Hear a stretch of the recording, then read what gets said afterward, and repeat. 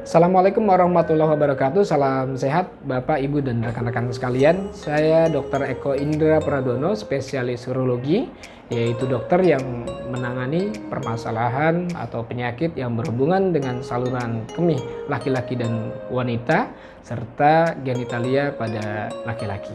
Pada kesempatan kali ini, saya akan berbagi tentang penyakit batu saluran kemih, di mana penyakit ini adalah penyakit yang paling sering terjadi di bidang urologi dan menjadi penyebab terpenting dari gagal ginjal. Beberapa faktor resiko yang dapat mempertinggi kejadian dari batu saluran kemih diantaranya adalah kelainan anatomi, misalnya terdapat penyempitan pada saluran kemih sehingga terjadi batu, kemudian kristal urin, masalah sosioekonomi, kemudian faktor diet seperti diet pada tinggi lemak atau tinggi protein, kemudian bisa juga dipertinggi dengan faktor pekerjaan, yaitu pekerjaan-pekerjaan yang memang berada pada suhu yang tinggi, contohnya, kemudian iklim, faktor genetik atau faktor keluarga, bisa juga disebabkan faktor obat-obatan. Gejala-gejala yang bisa dirasakan oleh pasien yang mengalami penyakit batu saluran kemih didasarkan pada letak dan ukuran batu itu sendiri. Paling sering adalah nyeri pinggang. Ini bisa dirasakan tumpul seperti pegal-pegal saja yang dirasakan hilang timbul, maupun nyeri kolik, yaitu nyeri yang tiba-tiba hilang timbul dengan intensitas yang tinggi, disertai dengan keluhan mual, muntah, maupun keringat dingin. Kemudian gejala berikutnya adalah perubahan warna urin. Paling sering urin bisa berwarna merah atau berdarah, tidak menutup kemungkinan juga berwarna seperti teh. Tanda berikutnya adalah pasien bisa mengalami passing stone atau keluarnya batu dari saluran kencing. Kemudian bisa juga teraba adanya batu pada, alat kelamin untuk pria. Kemudian jika batu saluran kemih itu sudah menimbulkan komplikasi atau adanya infeksi, maka pasien bisa merasakan adanya demam.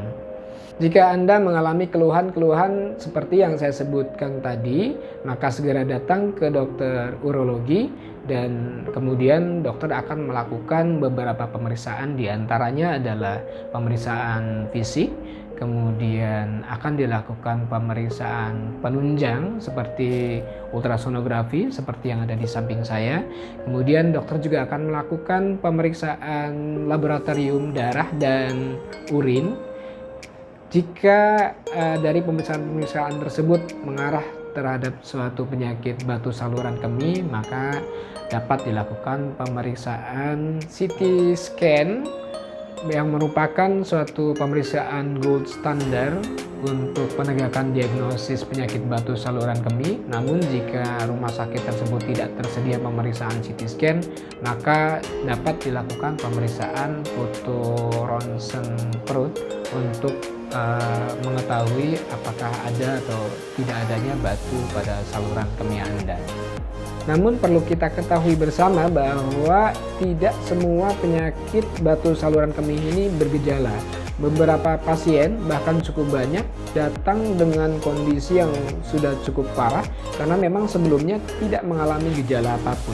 Sehingga ini adalah suatu urgensi atau perlunya Bapak dan Ibu melakukan general check up. Selanjutnya saya akan menjelaskan bagaimana pengobatan dari penyakit batu saluran kemih ini.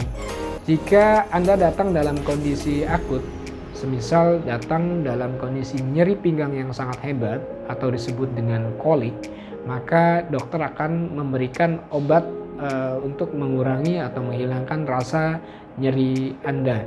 Kemudian penata laksanaan selanjutnya akan diserahkan kepada dokter spesialis urologi ketika diagnosis sudah ditegakkan. Pada dasarnya, penanganan pada batu saluran kemih didasarkan pada letak, ukuran, dan jenis gambaran radiologi pada pasien masing-masing.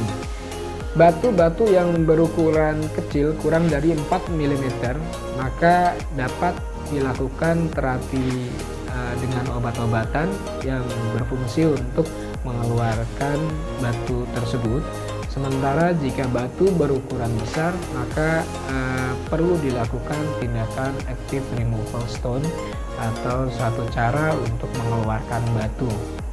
Sebelum ditemukannya teknologi yang seperti kita temukan saat ini, hampir seluruh batu saluran kemih dikeluarkan dari tubuh pasien dengan tindakan pembedahan dengan meninggalkan luka yang sangat besar. Namun seiring dengan perkembangan teknologi di bidang urologi, ada beberapa tindakan yang memang sangat efektif dapat dilakukan untuk mengeluarkan batu saluran kemih dari tubuh penderita.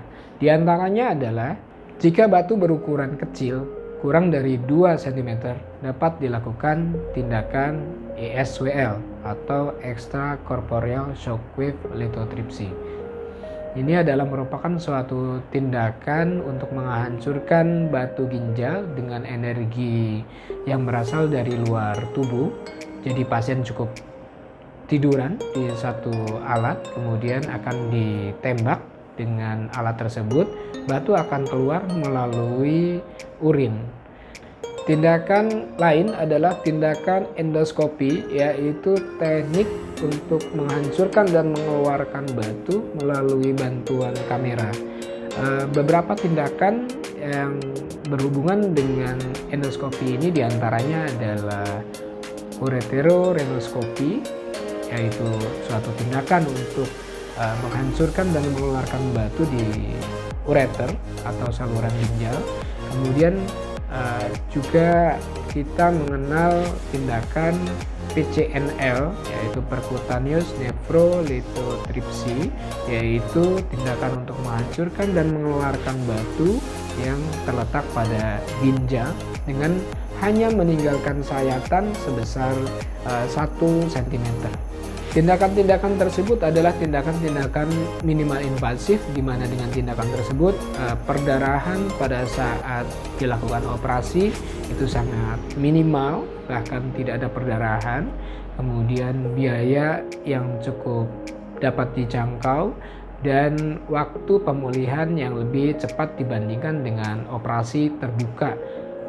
Pencegahan-pencegahan yang dapat dilakukan untuk menghindari penyakit batu saluran kemih, diantaranya yang pertama adalah perbanyak minum air putih sebanyak 40 cc per kilogram berat badan per hari atau setara dengan 2-3 liter per hari, atau lebih mudahnya adalah minimal 8-10 gelas per hari. Yang kedua adalah kurangi makanan-makanan dengan komposisi tinggi lemak dan protein. Yang ketiga adalah berolahraga rutin, karena batu-batu dengan ukuran yang kecil, dengan kita melakukan aktivitas aktif, insya Allah batu tersebut bisa keluar dengan spontan. Pencegahan berikutnya sebetulnya adalah didasarkan kepada penyakit-penyakit yang memang mendasari terjadinya batu saluran kemih pada masing-masing pasien. Jika pasien atau Anda memiliki penyakit asam urat, maka Anda harus mengatur pola hidup, baik makan dan yang lain, sesuai dengan kondisi penyakit Anda. Begitu juga dengan penyakit-penyakit lain seperti diabetes, maka Anda harus mengikuti anjuran dari dokter yang merawat Anda. Demikianlah penjelasan singkat dari saya mengenai batu saluran kemih. Semoga bermanfaat untuk Anda. Lebih lanjut, Anda dapat berkonsultasi ke Poli Urologi Rumah Sakit Kurnia Serang dengan melihat jadwal berikut ini. Terima kasih atas perhatian Anda. Kurang lebihnya saya mohon maaf. Assalamualaikum warahmatullahi wabarakatuh. Salam sehat.